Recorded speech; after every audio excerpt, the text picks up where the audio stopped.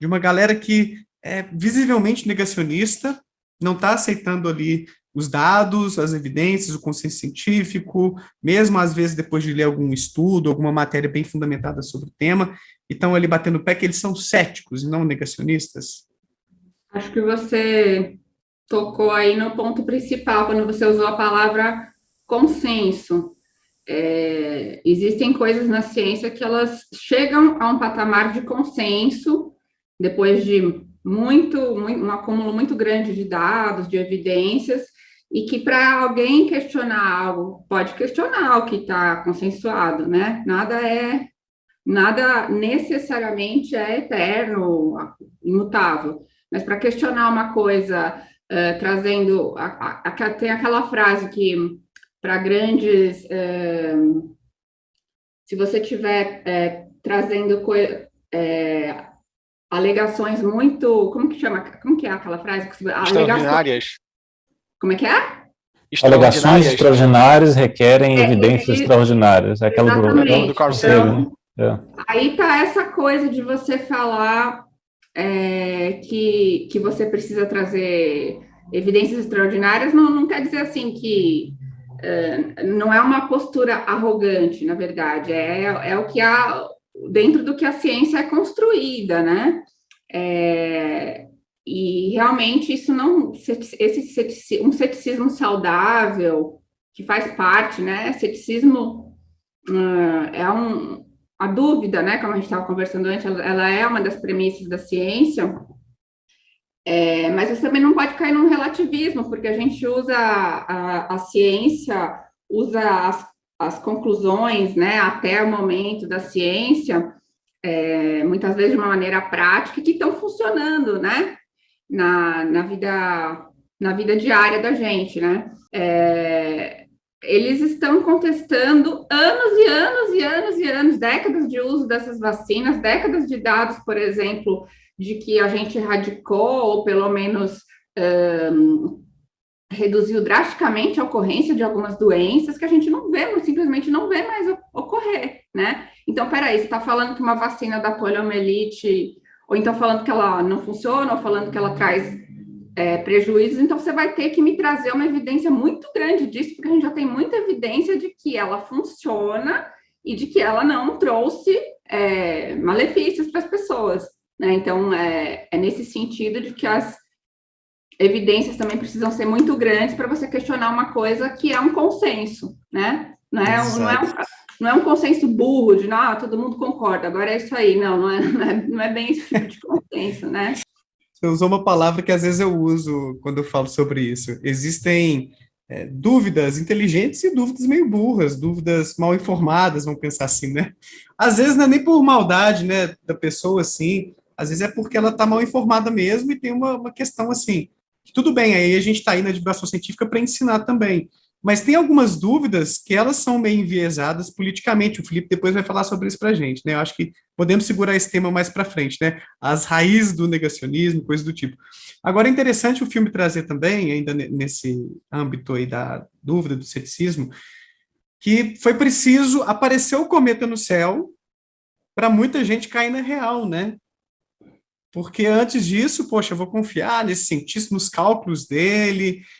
Inclusive, teve gente me perguntando lá no Instagram, Daniel, dá para confiar assim na ciência? Dá para confiar assim nos cientistas?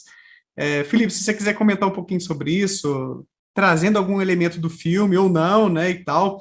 Mas tem gente que às vezes aplica essa dúvida à ciência, aos cientistas, e nem mesmo tendo a evidência ali para eles, né, tipo Cometa no Céu, ou como Dawkins traz no livro dele, não sei se é no Deus um Delírio, ou no maior espetáculo, no espetáculo da Terra, maior espetáculo da Terra, acho que é isso, né, das evidências de evolução, que tem gente que mesmo vendo ali os fósseis, vendo várias evidências interessantes de que as espécies evoluíram, está ainda torcendo o nariz para a teoria da evolução, né? Quer comentar um pouquinho sobre isso aí?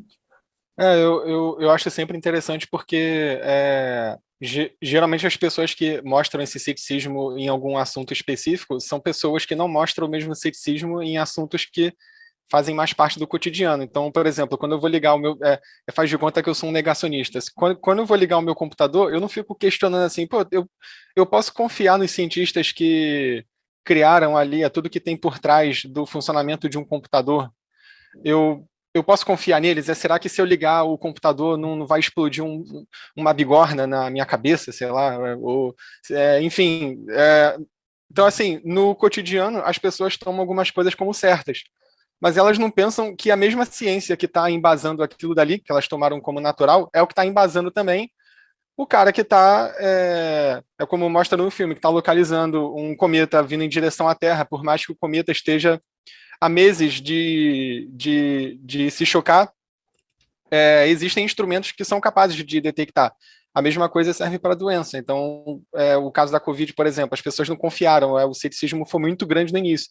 Eu lembro que eu conheço pessoas que estavam dizendo que não, que as mortes que a gente estava vendo na televisão eram mentiras, enfim, que era alguma teoria conspiratória da mídia, do governo, alguma coisa assim. Mas, assim, o ceticismo que ela está mostrando ali em relação à comunidade científica não é o mesmo ceticismo que ela mostra em relação a essas coisas cotidianas que eu falei, tipo o computador, a televisão, sei lá, um ventilador em casa, o ar-condicionado. Ninguém é cético em relação ao funcionamento de um ar-condicionado, né? Ninguém fala assim, será que eu posso confiar nos cientistas? Será que é possível refrigerar o ar do Rio de Janeiro, de uma casa no Rio de Janeiro, no Rio de Janeiro? Não, você não vê isso acontecendo. Mas em relação a alguns assuntos acontece. Não sei se você vai querer explorar isso mais à frente, mas isso acontece basicamente porque o que está no pano de fundo da nossa tomada de decisão ou da nossa confiança não é meramente o raciocínio, o pensamento racional, né? A gente não pensa assim, sei lá, a ciência funciona para construir máquinas que eu uso no meu cotidiano, então deve funcionar para me dizer se eu tenho que tomar vacina ou não.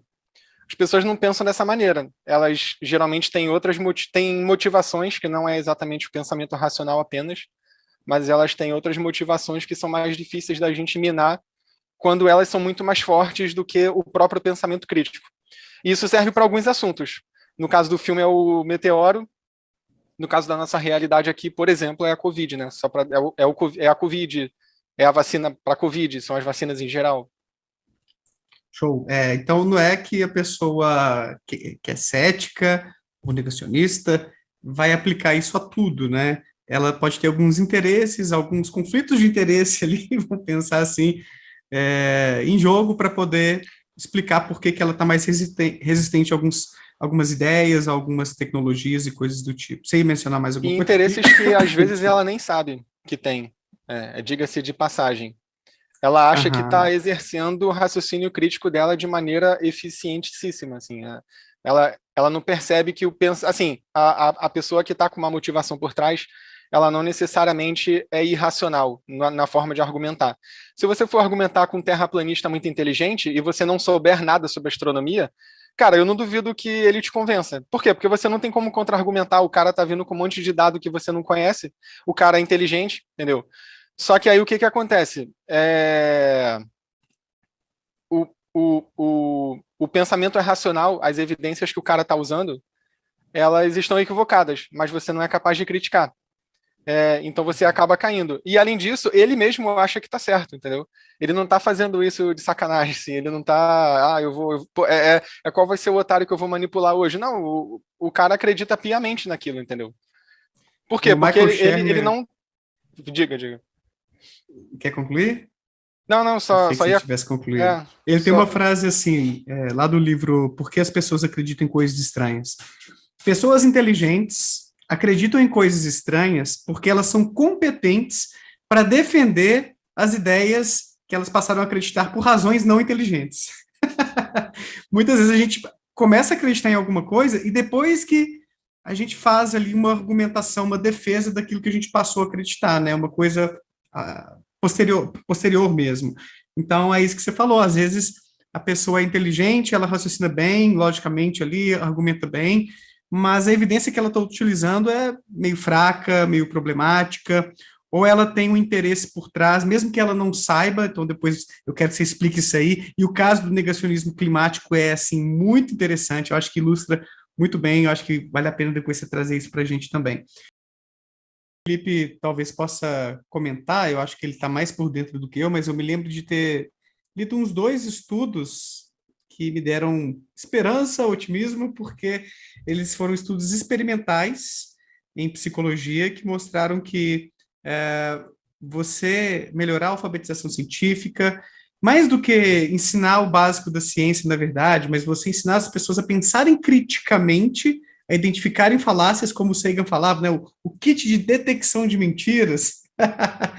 Isso aí reverte muito a credulidade delas em coisas que são besteira, em pseudociências, em fake news e tal. Então, isso eu fiquei muito feliz, isso independentemente de gênero, de cor de pele, uma coisa super democrática, assim. Os alunos que participaram desse curso de pensamento crítico, não me lembro exatamente qual era o nome, assim, que eles deram nos dois estudos, mas eles tiveram uma melhora muito interessante em termos de identificar uma falácia, um argumento falacioso, do tipo de autoridade que a gente vê muito por aí, né? Não, mas teve aquela mulher que ganhou o Nobel dizendo que cloroquina ajuda contra a Covid, né? Aí acabou, ai, pelo amor de Deus, né, gente? Então, é muito bom a gente ver esses estudos, porque, de repente, a partir deles, a gente pode encontrar alguns caminhos, né, Tiago, para melhorar, para sanar esse tipo de problema que é a alfabetização científica da população, que é o pensamento crítico, o ceticismo que a gente gostaria de ver para imunizar as pessoas contra essas besteiras que podem ser muito perigosas e podem custar vida. Felipe, se você quiser complementar um pouco sobre isso, assim, que o Thiago provocou a gente né, ou Luísa também, acho que a Luísa até já fez boas contribuições, mas se quiser complementar, tá, Luísa? De como a gente pode se comunicar, o que a gente pode fazer, né, para melhorar a alfabetização científica, deixar as pessoas mais espertas aí, para não cair em lorota. Cara, assim, eu acho que sendo bem direto, esse estudo aí que você viu, eu também já li uns dois que faziam isso. Só que, assim, eu sou um pouco mais cético. Até o Thiago falou, acho que era meio cético, acho que ele falou, ou desconfiado, sei lá. Cara, eu sou mais ainda, assim, eu sou aquele cara que olha o copo com a água pela metade e fala que tá meio vazio. Então, assim, o estudo que eu vi com isso daí era sobre vacina. Eu posso até estar confundindo e ter lido mais de um estudo e estar condensando os resultados aqui, mas basicamente a mensagem do que eu li era o seguinte: essa estratégia de você ensinar o conteúdo científico sobre aquele assunto funciona para alguns assuntos, as pessoas aprendem e aí isso aumenta a atitude dela, isso torna a atitude delas mais favorável em relação à ciência. Ensinar como funciona a ciência também aumenta. Só que isso tudo vai ser assim, a participar de uma dinâmica muito complicada em que não necessariamente melhora alguma coisa quando a gente fala do tema que está sendo investigado, do tema que a pessoa está aprendendo ali sobre. Então, por exemplo, atualmente, pelo menos, quando a gente fala de vacina, esse é um tema que, na realidade, essas intervenções podem ter o efeito contrário, porque a vacinação ela se tornou um assunto muito polarizado politicamente. E o que esses estudos mostram é que, geralmente, assuntos que estão muito polarizados de uma maneira que as pessoas analisam mais com aquele calor da emoção do que com a frieza da racionalidade, esses assuntos são os assuntos em que ensinar sobre parece que não funciona. Às vezes funciona ao contrário. Então, por exemplo, eu lembro de ter lido um estudo sobre antivacina, sobre vacina, quer dizer, e aí os pesquisadores eles pegaram pessoas que tinham atitude menos favorável à vacinação e pessoas com atitude mais favorável. E aí eles aplicaram uma intervenção lá, ensinando a elas sobre como que funcionava a pesquisa que gera uma vacina, como que a vacina funciona e tal. E aí, no final das contas, eles perguntaram de novo, né, porque perguntavam no início do estudo, mas eles perguntaram no final da intervenção, que eu acho que até durava mais de um dia, se a atitude deles tinha mudado ou não, em relação ao quão seguras eram as vacinas. E aí parece que as pessoas mais inteligentes e as pessoas com a atitude mais polarizada em relação à vacinação tiveram a consequência contrária da intervenção. Então, se você ensinasse como a vacina funciona para uma pessoa muito inteligente, mas muito, muito contra a vacina, ela se tornava basicamente muito mais extremamente hiper, mega, ultra contra a vacina depois da intervenção. Por quê? Porque ativa uma coisa que na psicologia social a gente chama de reatância cognitiva. Se a pessoa já está com atitude desfavorável em relação a uma coisa, e você fica enchendo o saco dela, mostrando o número, mostrando como funciona, a pessoa fica mais contra ainda. A pessoa fala, pô, quer saber, eu não vou acreditar em nada. É a mesma lógica da mãe que fica enchendo no saco do filho. Pô, sei lá, espera o sinal fechar para atravessar. Pô, uma hora vai dar a louca no moleque, ele vai sair atravessando correndo, porque ele vai estar de saco cheio. A lógica é mais ou menos essa. Então, vou repetir só para ficar bem claro. Especificamente para esses temas muito polarizados por política, por crença religiosa, ideológica, que seja, para esses temas, essas intervenções ainda não está claro o quão bem elas funcionam. E se funcionam, ainda não está tão claro. Mas é claro que isso que você falou serve muito bem para todos os outros assuntos. Por exemplo, para alimento geneticamente modificado serve. Porque aqui no Brasil, acho que isso não é muito forte, mas lá fora, a oposição a alimentos geneticamente modificados é muito forte. E parece que ensinar as pessoas sobre o que é um alimento geneticamente modificado ajuda as pessoas tá, ok, então agora parece mais ok. Mas se o assunto for polarizado, esquece isso. O resultado pode ser imprevisível. E uma outra coisa que eu queria comentar é só rapidinho em relação ao que a Luísa falou. O Evidências Mostram, do jornalismo, é o equivalente a os antigos diziam, do senso comum, né, que a gente fala, tá, mas os antigos quem? Tá, mas as evidências quais? Então é o mesmo artifício retórico, né? Você fala que fulano diz, evidências dizem, assim, aí tu fala qualquer outra coisa. Mas é um artifício retórico que resume, né? Imagina se tu tivesse que fazer igual o cara do filme e falar, não, porque o valor de P e a correlação tal e a regressão não sei o quê, para explicar uma frasezinha. E seria mais difícil ainda do público entender qualquer coisa. E por último, só para fechar minha contribuição, eu sou um pouco pessimista, apesar de eu fazer divulgação científica também de maneira amadora, independente, eu sou um pouco cético em relação, quer dizer, não cético, mas eu sou um pouco pessimista em relação a essa fórmula que a gente vai encontrar de se comunicar melhor com o público. Por quê? Porque eu acho que o problema não é só a educação. Eu acho que o problema é a natureza das experiências do senso comum e a natureza das experiências que o pesquisador tem ao fazer pesquisa. O pesquisador, ele olha para a realidade de um ponto de vista diferente. O pesquisador, ele tem um olhar que é um pouco mais teórico, um pouco mais instrumental. O senso comum, as pessoas do senso comum não têm esse olhar. Então, por mais que você ensine como a ciência vai funcionar, na hora do vamos ver, a pessoa vai aplicar o raciocínio que ela está acostumada a aplicar durante toda a vida dela, que é o que funciona durante toda a vida dela, que é o pensamento de senso comum. Então, é por isso que é muito difícil você chegar para uma pessoa e ensinar ela como o método científico funciona e ela, em relação a todos os assuntos, não reproduzir mais isso que você até deu um exemplo, né, que é da pessoa, por exemplo, ela conhece alguém que tomou homeopatia, funcionou e fala, tá vendo, funciona. Cara, eu duvido, sei lá, tu pode ficar o colégio inteiro martelando como o método científico funciona na cabeça do aluno, eu duvido que quando ele tiver, sei lá, com 40 anos, é pai de família, se ele não vai reproduzir essa lógica, ele vai reproduzir, porque no senso comum é essa lógica que funciona, entendeu? Então existe um problema também de natureza de cada contexto em que você está falando e como cada contexto leva as pessoas a pensarem. O contexto do senso comum não é assim, o trabalho que a pessoa tem para pensar cientificamente no senso comum é gigante. A pessoa não vai empregar esse esforço, entendeu? É que nem política, só para dar um último exemplo. Em política, a gente fala muito em ciência política do eleitor Spock. O que é o eleitor Spock?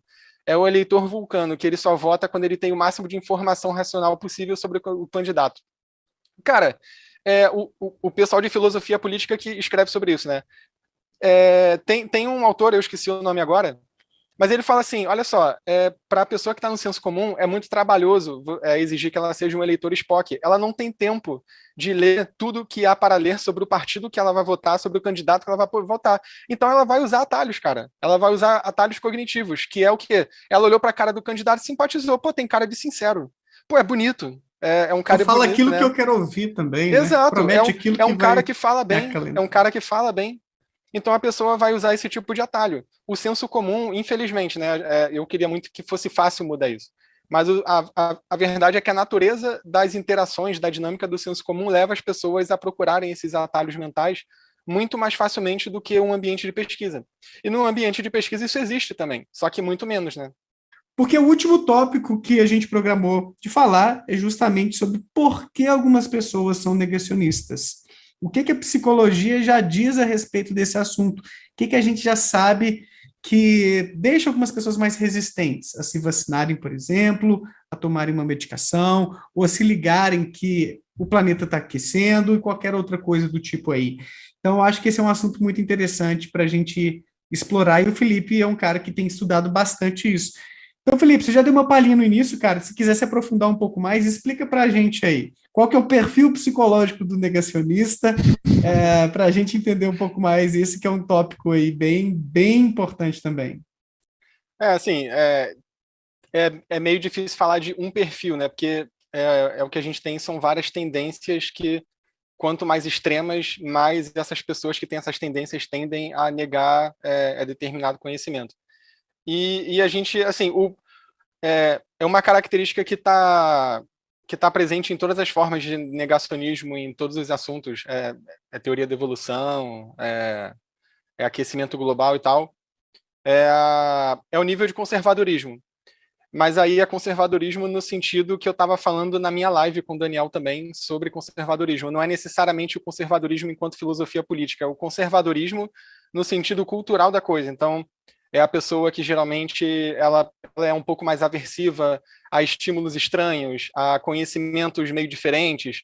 É uma pessoa que confia mais na tradição do que eu ia falar tecnologia, mas não é que confia mais na tradição do que na tecnologia. Mas é que confia mais em autoridades religiosas do que em autoridades científicas, para dar um exemplo logo. Então, essas pessoas, geralmente, elas tendem a ser mais negacionistas. Só que aí tem estudo que vai dizer que a diferença entre um conservador e um progressista, ou liberal, né, como fala nos Estados Unidos, tem estudo que vai dizer que a diferença é muito grande, tem estudo que vai dizer que é uma diferençazinha muito pequena, que nos estudos a gente enxerga como uma grande diferença, mas na realidade não é tanto.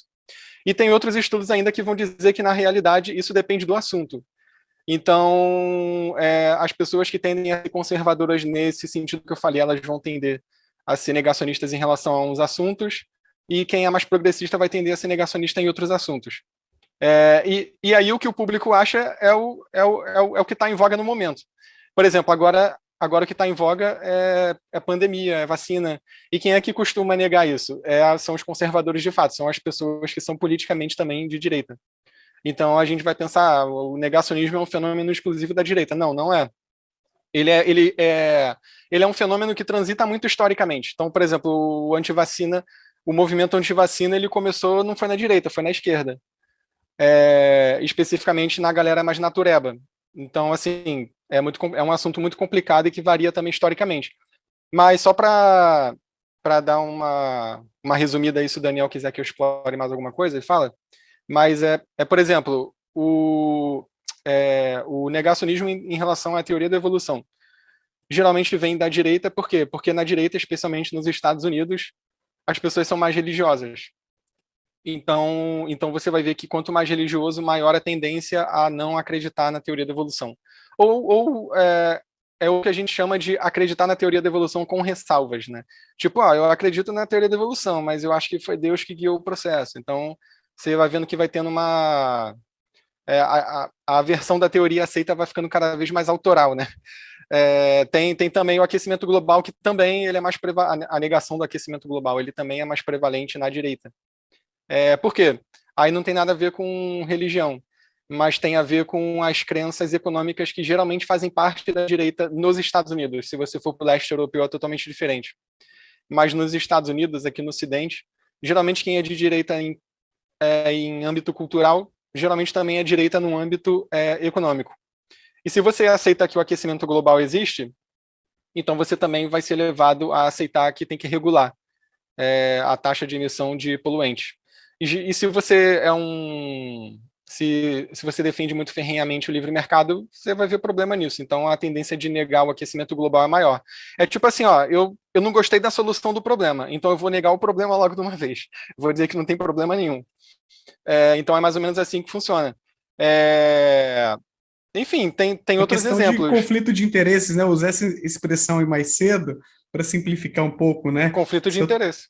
Né? Se eu tenho um conjunto de crenças ali preciosas sobre como a economia deve funcionar e vem me falando sobre aquecimento global, isso ameaça meu conjunto de crenças, né? Poxa, isso aqui não é bom para mim, não. Deixa eu ver se é assim mesmo. Eu vou resistir mais e talvez até me apegar ali a algumas lacunas, algumas deficiências daquele conhecimento para poder atacar ou fazer uma defesa racional, inteligente contra aquilo ali que ameaça meus valores, meus interesses, como o caso também do criacionismo, né, que é constantemente ameaçado pela teoria da evolução e coisas do tipo. Massa, muito interessante isso, Felipe.